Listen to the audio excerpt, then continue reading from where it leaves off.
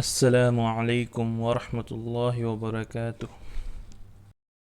Hello, everybody, and welcome to part 2 of soil erosion and conservation. So, in the previous part of the chapter, we looked at what was soil erosion and what were the various ways in which soil is being eroded. Now, in this part of the chapter, we will completely focus on how to conserve soil. Now, formation of just 1 centimeter thick layer of soil takes about 100 years. Okay, so you can imagine just 1 centimeter of soil to form, it takes 100 years. But it can all get eroded in just a few years, leaving the land barren and unfit to farm. So, in the previous class, we already saw that barren is a land which is very dry where nothing can be grown. Therefore, it is very important to protect the soil from erosion. So, in other words, the definition for soil conservation would be the protection of soil against erosion is known as soil conservation. Now, let us see how exactly we can achieve this soil conservation. The first method would be through afforestation.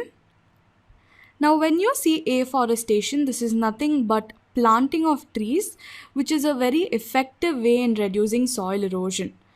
And also, another method is by growing grass on slopes in hilly areas, which prevents erosion of soil by flowing water. If it rains on top of the hill, the water that flows down shouldn't drag all the soil with it. So, when you grow grass on this slopy land, water will just flow, whereas the grass will hold on to all the soil. So, you can see how afforestation is very useful in preventing soil erosion, right? The second method is by soil cover. Now, when you see soil cover, generally after a crop is harvested or before the next crop is sown, the soil remains bare. Like, let's see a picture. Now, if you see in this image, you can see that the soil is so bare, right? Now, imagine if there were very strong winds to blow here, or if it starts to rain, what would happen to all the soil? It will all get carried away and there will be soil erosion that happens. So, in order to prevent this, farmers generally either grow grass on their land after they have harvested their crop, or they will cover that land with dried vegetation. So, these are the two methods which categorize under soil cover, where they are covering their soil either by putting dry vegetation or by grass. So, because of these two, no soil erosion can happen.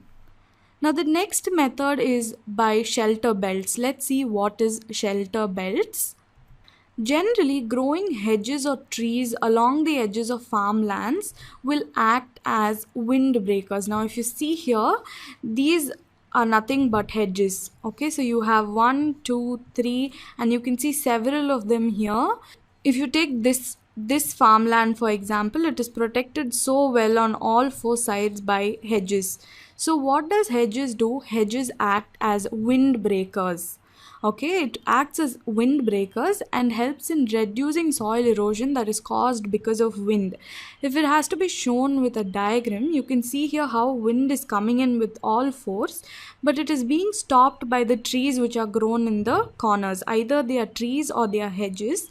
So, because of this, the wind speed is reduced. All the soil and the crops that are on the other side of the tree or the hedge are protected from the strong winds. So, this is how these shelter belts work. The next method is called as terrace or step farming, which helps us in conserving soil.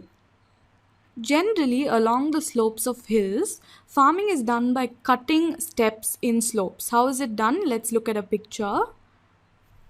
Now you can see this is a slope on which steps are cut. Doesn't it look like steps? So here steps have been cut and this reduces the speed of flowing water. Now once the speed of flowing water reduces, soil erosion because of water will also reduce. So how does this exactly happen? Now if you see here, now if water is flowing from here, it will slow down because it's taking a dip. And once there is a ditch, there will be some water that collects here. The rest of it will start flowing this way. Again, it's going to drop. So it's not a continuous steep downfall because it is a step. The speed of water will reduce. And another very interesting thing about it is though some soil may be carried from here, whatever soil is carried from one step gets deposited in the next step, and whatever is carried from this step will deposit in the next step. So ultimately we are not losing any soil at all. Whatever is carried from the first step will deposit on the second step. What is carried from the second step will deposit on the third step. So it's not just completely flowing and leaving barren land. So this is the use of step or terrace farming. The next method is called as building embankments. Generally, rivers constantly erode soil on their banks because rivers keep flowing along the banks. They will take away all the soil from there. So, very strong embankments of soil and rock are built along the edges of the bank.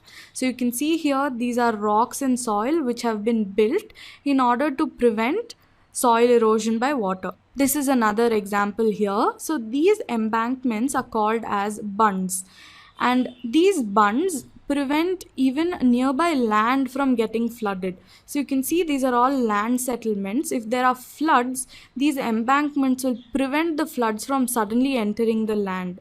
So by this, it is protecting the soil from erosion and protecting the nearby settlements from floods.